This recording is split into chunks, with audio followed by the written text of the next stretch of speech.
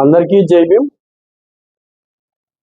నంద్యాల జిల్లా ముచ్చుమరి గ్రామానికి సంబంధించి ఒక మైనర్ బాలిక పైన అత్యాచారం చేసి హత్య చేసిన సంఘటనని యావత్ రాష్ట్రం మొత్తం కూడా ఈరోజు ఆ యొక్క ఘటన పైన కూడా ప్రతి ఒక్కరు కూడా ఈరోజు ఖండించాల్సిన పరిస్థితి ఎంతైనా ఉందని చెప్పి ప్రతి ఒక్కరు కూడా గుర్తు చేస్తూ ఉన్నాం.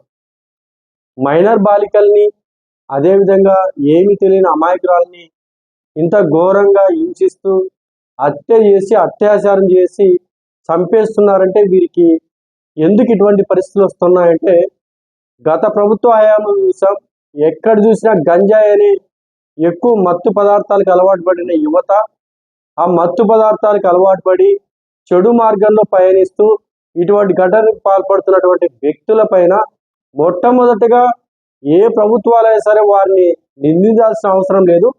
ఎక్కడైనా సంఘటన జరిగినప్పుడు మరొకసారి జరగకూడదు అనుకుంటే ఆ యొక్క సంఘటన పైన రాష్ట్ర ప్రభుత్వం కానీ, అదేవిధంగా హోంశాఖ మంత్రి కానీ, రాష్ట్ర సీఎం గారు కానీ, లేదా డిప్యూటీ సీఎం పవన్ కళ్యాణ్ గారు కానీ ఇటువంటి ఘటనల పైన ఒక కొత్త చట్టాన్ని తీసుకొచ్చి ఎక్కడైతే సమస్య జరిగిందో, ఎక్కడైతే ఇటువంటి ఇబ్బందులు కలుగుతాయో వీటన్నిటిపైన వెంటనే ఒక పరిష్కారం దొరికే విధంగా, వెంటనే శిక్షలు పడే విధంగా అమలు చేయగలిగితే తప్ప ఇటువంటి ఘటనలు ఎవరు కూడా అడ్డుకోలేరని చెప్పేసి మా యొక్క విజ్ఞప్తి, మా యొక్క భావన కూడా.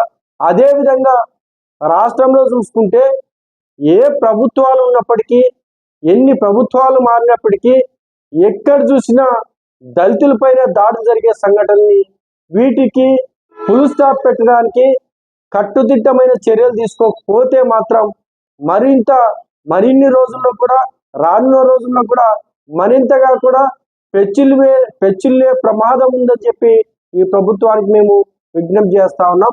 అదేవిధంగా ఒంటిమిట్ట గ్రామానికి సంబంధించి, ఏదైతే కడప జిల్లాకు సంబంధించి ఒంటిమిట్ట గ్రామంలో ఒక దళిత వర్గానికి చెందిన వ్యక్తి అరుగు పైన కూర్చున్నాడు. అంటే మా దగ్గర మీరు కూర్చునే పరిస్థితి మీరు దళితులు వచ్చారా, మీకు ఎవరు ఇచ్చారా అని చెప్పేసి కాలే నూనె తీసుకొచ్చి కూడా ఆ యొక్క దళితుడి పైన పోసిన సంఘటనని వెలుగు చూస్తా ఉన్నాం.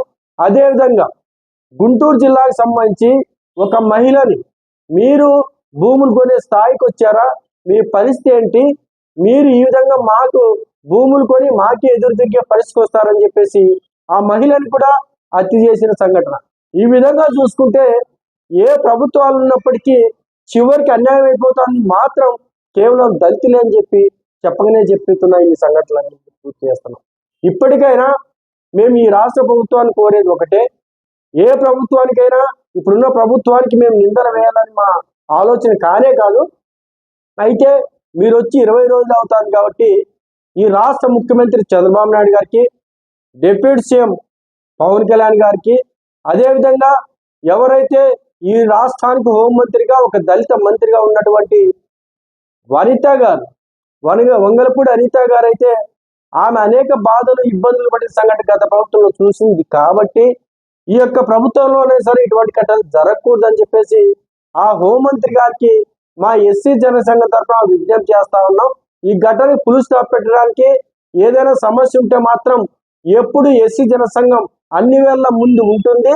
ఖచ్చితంగా ఎవరు ఏ ప్రభుత్వాలైనా సరే నిజంగా మాకు మేలు జరిగితే మాత్రం ఆ ప్రభుత్వాన్ని నెత్తిని పెట్టుకొని పూజిస్తాం, లేదు ఇబ్బంది పెడితే మాత్రం ఏ విధంగా చేయాలో మాకు కూడా తెలుసు అని చెప్పేసి ఈ ప్రభుత్వానికి గుర్తు చేస్తూ ఇటువంటి సంఘటనలు జరగకోకుండా రాష్ట్ర హోంమంత్రి గారు కట్టుదిట్టమైన చర్యలు తీసుకొని ఎవరైతే వాల్మీకి స్రవంతి పైన అత్యాచారానికి హత్యకు పాల్పడినటువంటి ఎవరైతే ఆ బాధితులు ఎవరైతే సంఘటన చేసినటువంటి వ్యక్తులు ఉన్నారో వారిని కఠినంగా శిక్షించాలని చెప్పేసి ఎస్సీ జనసంఘం తరఫున డిమాండ్ చేస్తూ జై భీమ్, జై హింద్.